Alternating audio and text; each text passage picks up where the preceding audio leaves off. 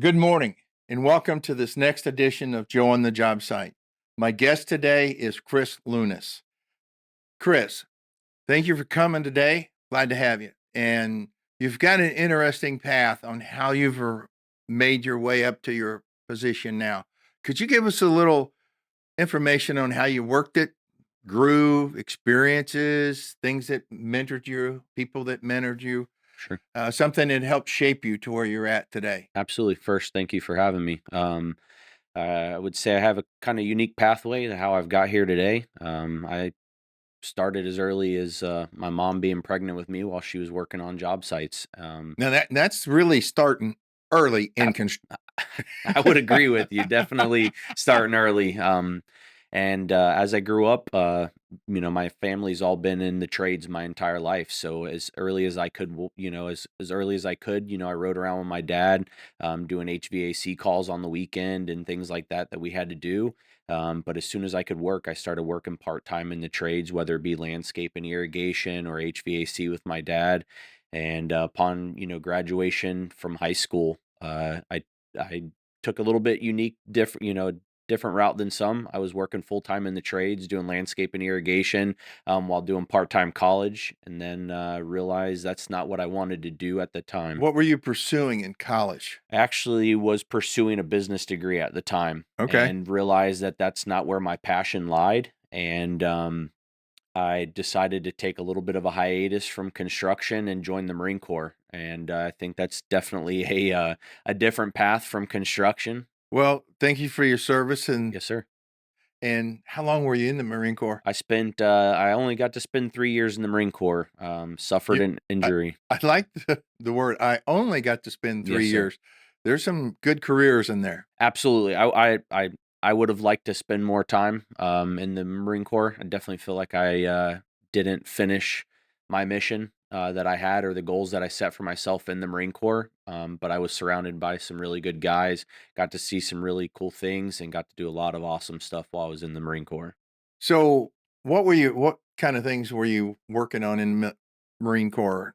So my MOS was an 0341, which is a mortarman in the Marine Corps. Yeah? I was infantry, but I quickly realized that at the time that mortars were not being used for my deployment that we were doing our workup for, and we got to cross train. And Marine Corps has what's called a trap team, so it's fast roping out of helicopters. Easiest thing that I could say to give people an example of what we did was Black Hawk Down, but a larger scale. We were on some of the larger helicopters that the Marine Corps had, and we would, fast rope out a helicopter, set up perimeter, and our whole goal was to evacuate either a high level dignitary or somebody that needed to be moved out of a space very, very quickly that they did not want to be transported by vehicle out of an AO or area. Okay.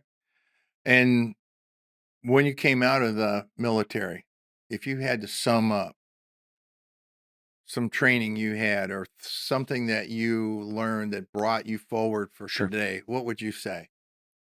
Um, Perseverance, mission accomplishment, dedication. There's a lot of things that I believe that the military instills in young individuals that allow them to be very successful in their careers in the future.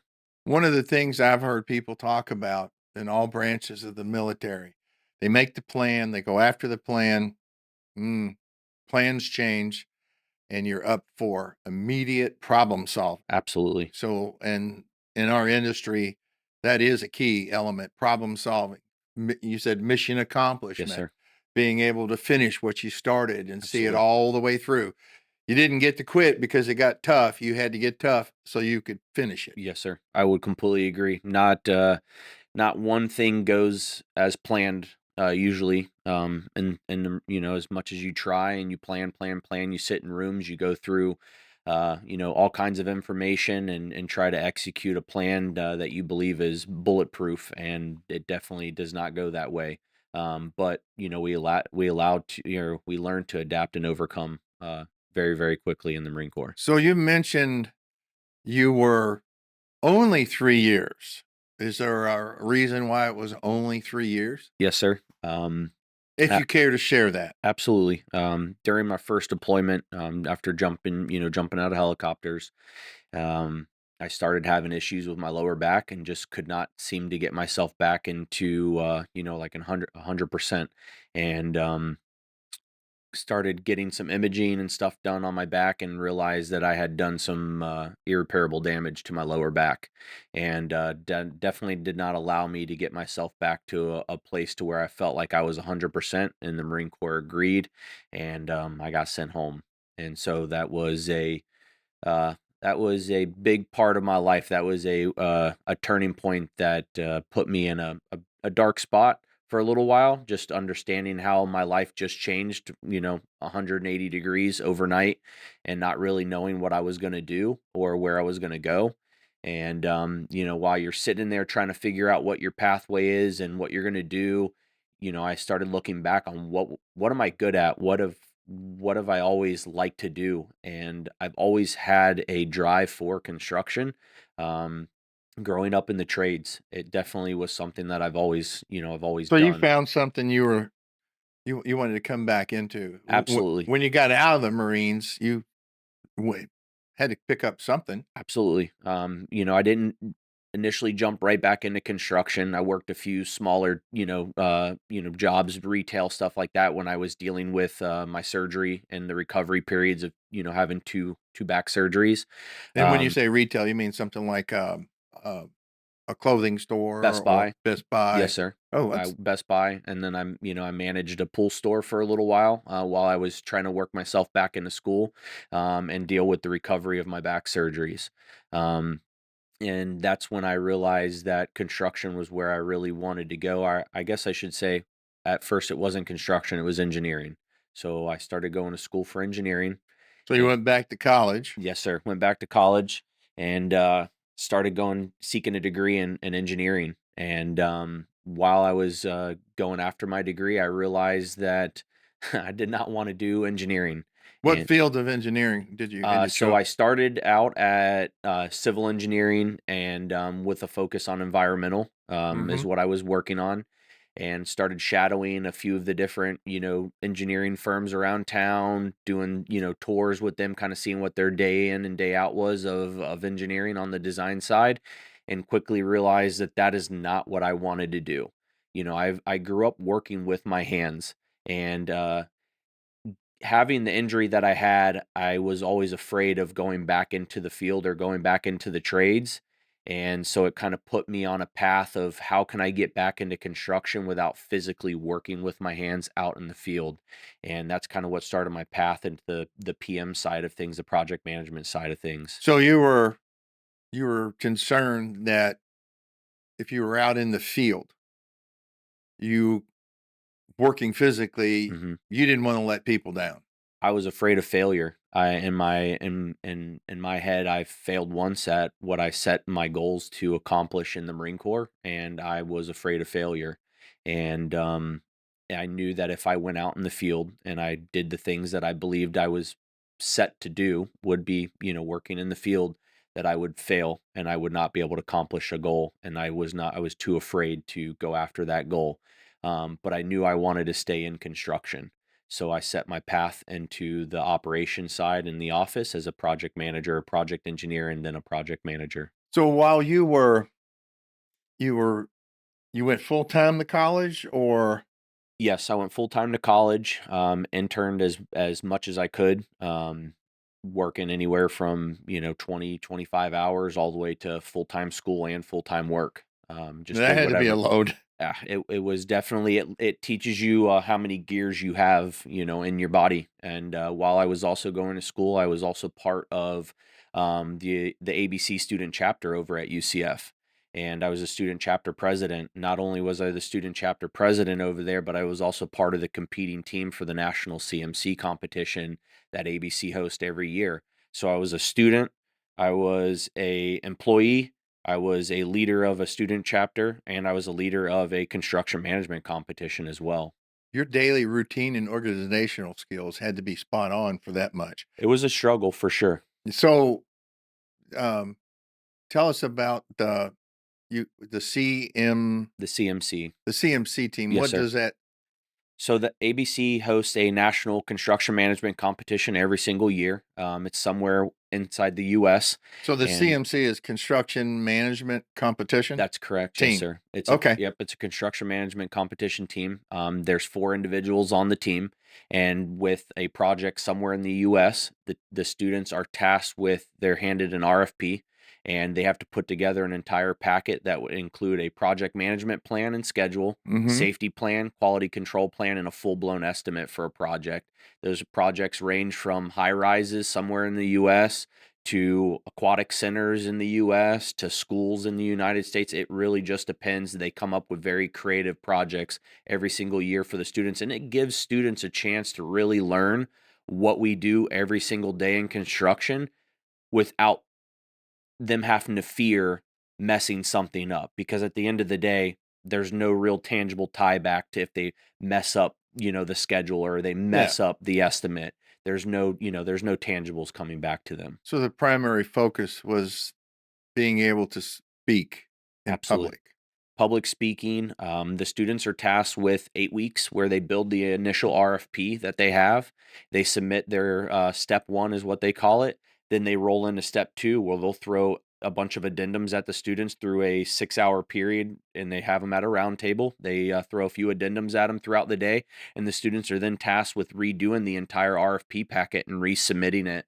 And then, based on step one and step two, the students are graded, and depending on where the grading comes out between all the different schools that are there competing, the students will then get shortlisted.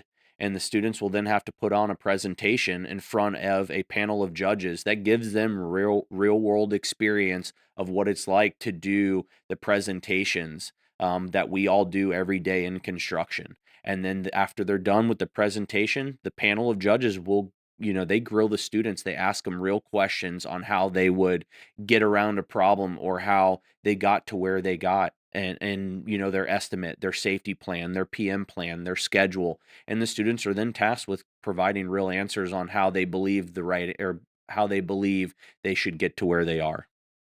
That's pretty involved, Absolutely. and you don't realize what it takes out in the real world sometimes for projects to win those. It's Absolutely. not just bidding.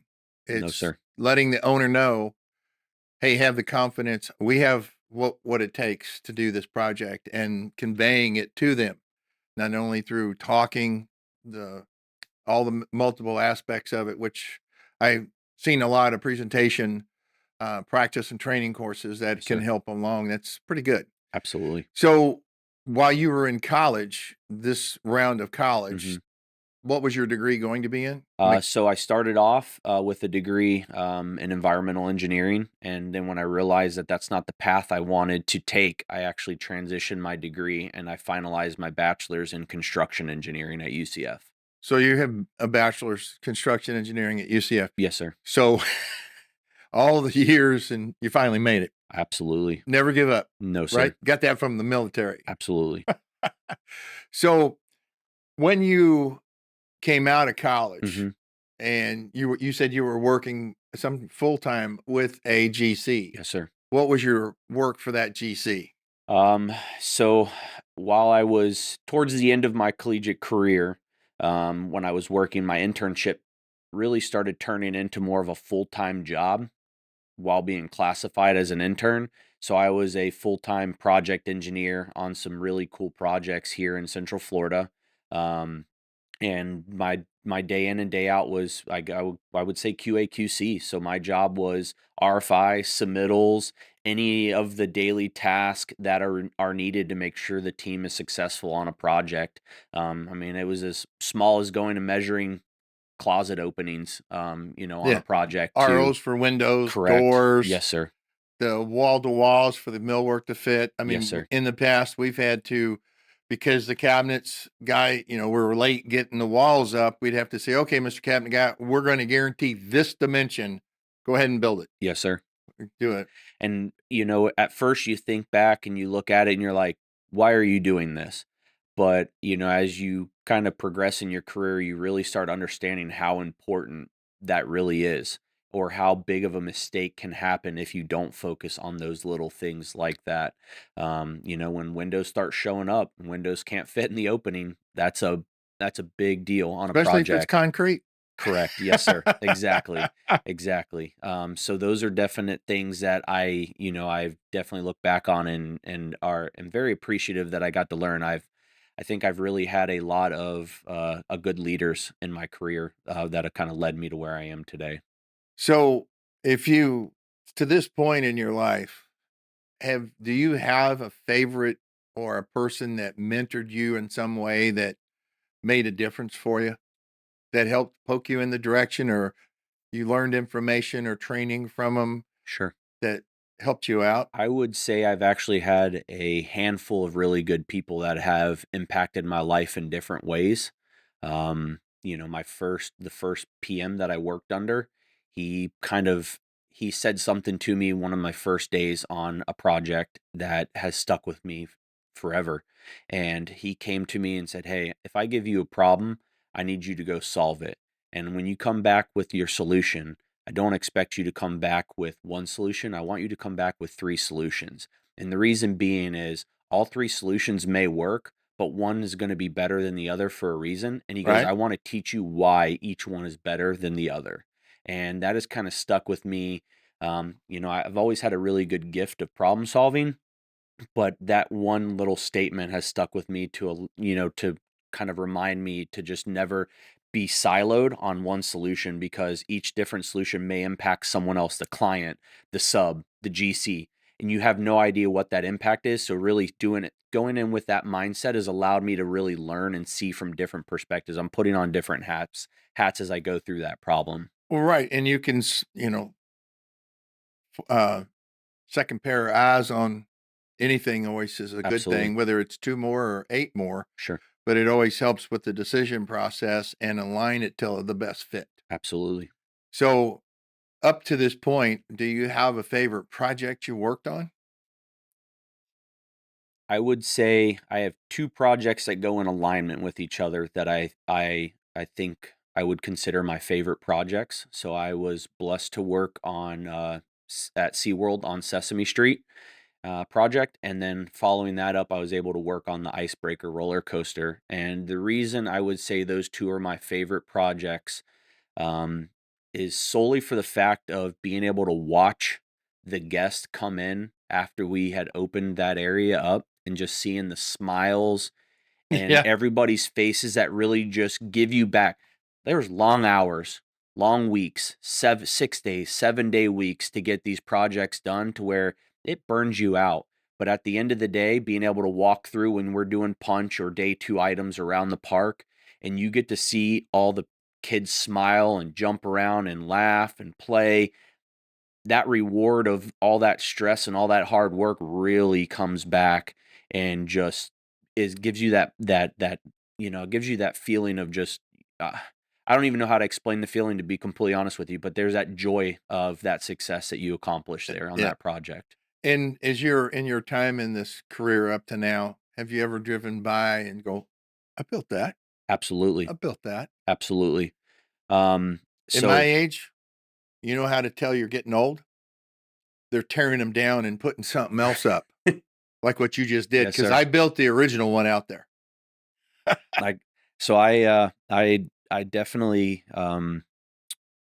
have been able to do that. And I would say, I know you asked about the projects that were rewarding. I would say one of the biggest full circle moments I had was being able to ride the roller coaster that I was part of, project team, with my son.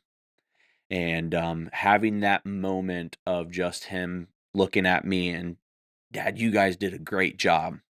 This is awesome. This is the best thing ever." All the time that I missed at home, or all the long hours where, they're sleeping when you leave, they're sleeping when you come home, but Yep. it's what it took to get a job done. But having that moment of riding that minute and a half on that roller coaster with him was by far the most rewarding feeling that I've ever had. Yeah. I remember working on some of the theme parks, and when they hit opening, before the opening day, they gave us family tickets to come Mhm. out there so we could take our families. Yes, sir. And same thing, kids loved it. And I've gone back to some of the theme park events I've built with my kids. And I mean, they're in college now, Mhm. but they were like, "You did this, Dad?" And they loved it. And you know what? It's a great reward. Absolutely. And, I've done a lot of variations in my career. One of the things I did was a movie set. Mhm. And when my kids watched the movie with me, they go, "You did that?" I said, "I built that panel." And I explained to them when the lights were flashing, what Mhm. was going on and where some of the material came from.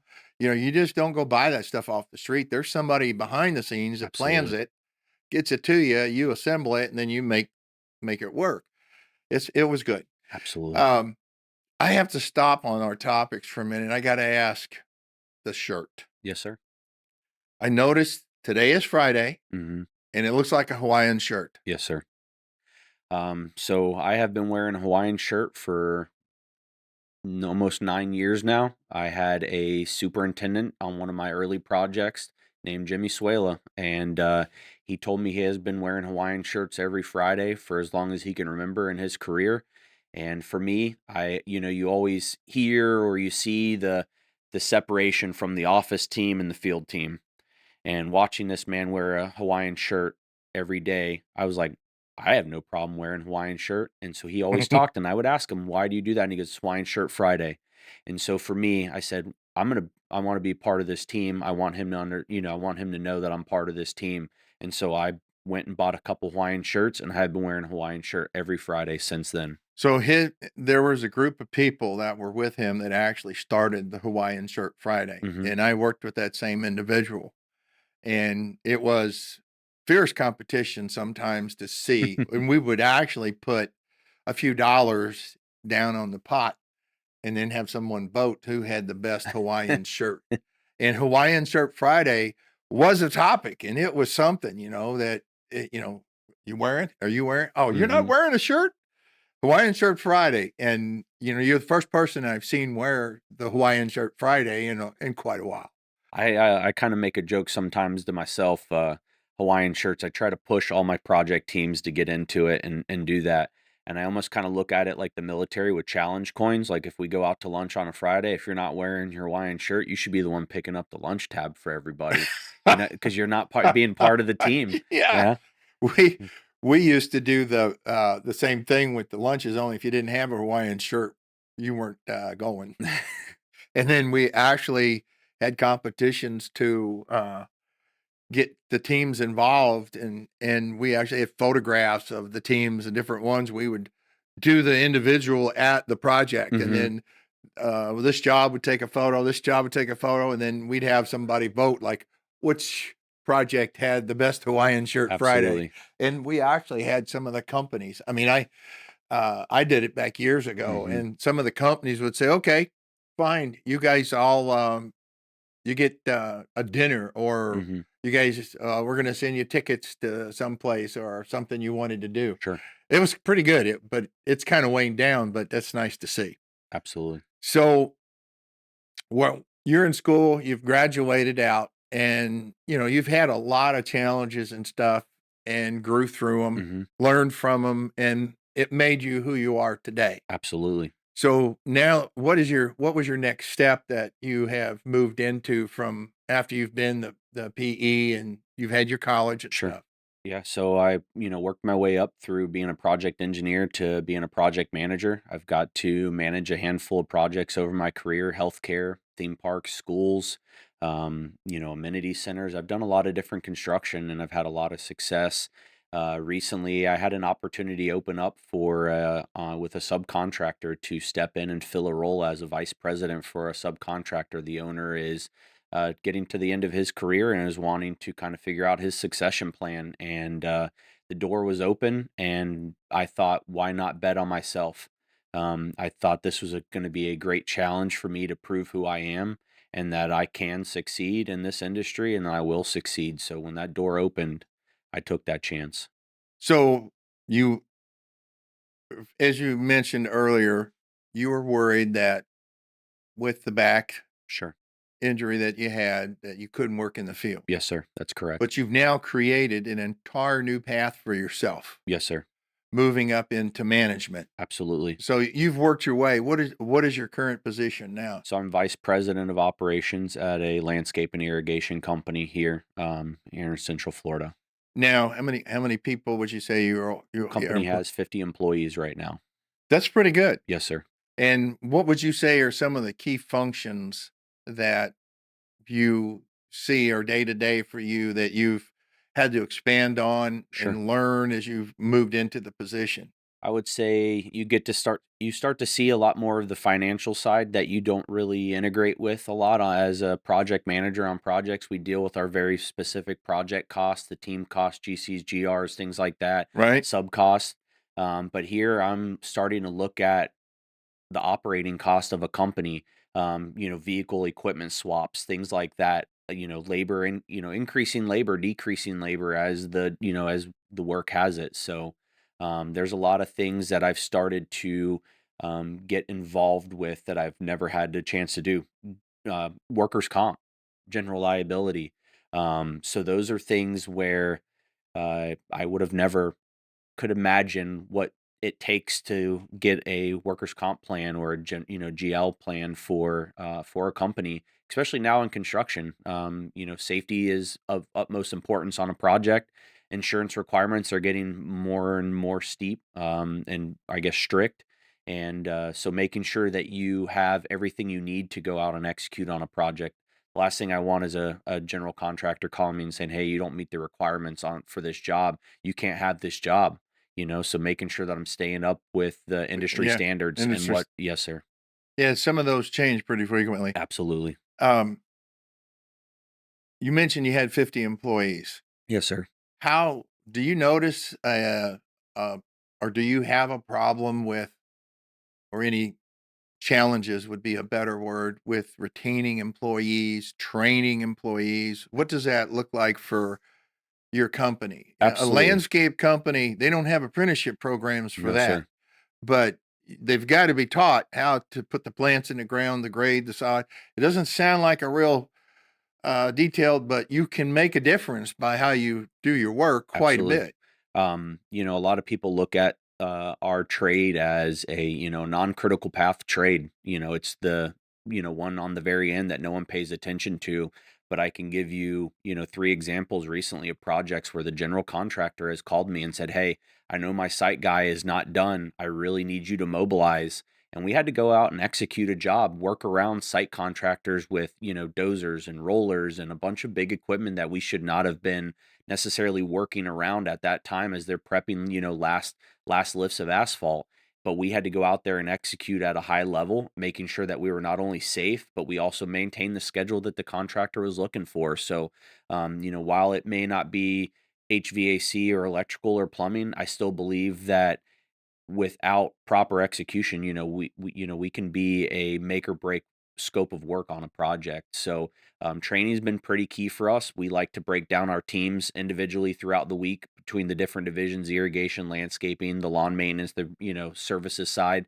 Um, Doing different training that is impactful to them directly. But then every week we actually do a full company wide safety stand down at our yard as we're preparing before we send the teams out, and we actually go through an educational lesson every single week. Every Thursday morning at 7 a.m., we break down the entire company. Everyone is mandatory that they're there, and we go through something every single week to make sure that we are properly training our team for success. Could be as little as PPE, could be, heat, could be, equipment usage, could be, Equipment all kinds of, yes, checks, sir. making sure their Absolutely. backup alarms work. Absolutely. We've been focusing on vehicle, PMIs. But then my mechanic was actually asking me the other day, "Hey, can we get with the teams and look at air filter, cleaning the air filter out on a job site? Because we have equipment that goes job to job to job, doesn't always come back." As simple as that, 5 minutes we spent, but that may save, thousands of dollars at the end of the day when we have damage to a vehicle That or could. equipment. Yes, sir. You mentioned safety. Years ago on a project, we were having safety incidents once a week, once every 2 weeks, and we were trying to figure out how we could change the mindset of that individuals on the projects to do a little more for Mm-hmm. themselves. And so we came up with this plan. If you worked all week without an injury, lost time, Mhm. or now you got a cut, you put a Band-Aid on it, and it didn't turn into anything Sure. that wasn't in the mix. So we said, you can go home on Friday 30 minutes early with pay. Mhm. We went 6 weeks without having any kind of recordable incident or anything. Yes, sir. And we were out on the job, and we continued that for quite a few years. And I was doing a project, and I came around and I saw a guy with his hand wrapped up, and I looked at it and I said, "You okay?" And didn't speak English. He got Mhm. an interpreter. We went through the discussion, and I said, "He needs to go get treated." "No, no, no. I don't want to lose money. I don't want to lose Mhm. money. I want to work. I want to work." And I said, "No, not only are you going, but you're going to have this person go Mhm. with you that can translate English, Sure. and take him to the clinic to get him looked at and fixed up." And I told him, make sure they bring a status back, whether he could do light duty work or something. Mhm. And and they go, "No, no, no, I don't want to go." I said, "Look, don't, you guys have worked great for me. I will Sure. pay you the rest of the day. Go get fixed." Absolutely. They came back the next morning, and he handed me the paper, and it said, light duty. And I talked to the foreman, and I said, "Hey, can you um, find him? And I don't care if he's pulling stakes or Sure. whatever he can do. Let's get him doing something." And that crew, there were 10 of them on that crew, one foreman and 9 guys, and they were setting long linear forms. That crew, that little bit of taking care of them or Mhm. showing them that we cared, not just Absolutely. they were just workers, that we actually cared, that incentivized them so much. And they were all very, very good team. Yeah. It makes a world of difference for sure when you show them that you're not just some boss barking down at them, when you show them that they're humans and that you care about their well-being and their safety. That goes a long way. They will do whatever you need whenever you ask for it. So that is a big, It was a big small statement. token that changed their mindset. Hmm. And W safety is, one of the key ingredients on the site, and it's not Yes, as sir. much it's not all just a contractor, it's also the individual working on the job Yes, sir. with the mindset that, "I'm gonna wear the safety glasses, I'm Hmm. gonna wear the gloves, the reason I have to wear the vest or the hard hats." And you can see we have a variety of hard hats, though that is changed. Yes, When I sir. started in the industry, you wore a ball cap to work. And then you went to hard hats, Hmm. and then you safety glasses, and you bought your own work gloves if Sure. you didn't wanna wear your hands out toting forms. Hmm. And then look what we wear today. Absolutely. It makes it safer for the individuals. It's a great change, but you have to use it. Yes, sir. I would agree. I think my unique perspective coming from the general contractor side, where they push safety all day, every day to the entire job site, but now stepping into the realm as a leader at a subcontractor, I have a lot of my employees. They look back and they're like, "Well, I don't really want to wear that. It's hot. It's uncomfortable. It's cumbersome." And but I tried telling them, like, at the end of the day, I want you to go home to your family. I want everyone to go home to their family. By you not wearing this, you have no idea what happens. It may not be you. It may not be the guy next to you that injures you. It could be someone from across a job site accidentally doing the wrong thing Yep. or being in the wrong place that then injures you. Then what are you going to do? And as you kind of gave that example of, that loss of time, loss of pay, things like that, those are big things for families sometimes, Oh, yeah. and it's almost unrecoverable. So why not do the things the right way proactively, to ensure that you're safe instead of being reactive after a situation. And as a VP, you get to create the plans Yes, with the sir. team to help change the mindset and keep the safety products out there for them. Absolutely. Well, it's been great talking to you Yes, today. sir. I'd like for you to come back. We've got a couple other things I'd like to bring up for topics on us. Do you have time to come back with us? Absolutely. I would love to. So, as you can see, it's getting daylight. I'm going to take a short, we'll take a short break. I'm going to walk the project, and I will be returning, and I'll holler at you when I get back, and Yes, we'll sir. sit down and do the second part. Absolutely. Thank you very much. And to our veterans and to our armed forces, thank you for your sacrifice and your services. This is Joe on the job site with another edition.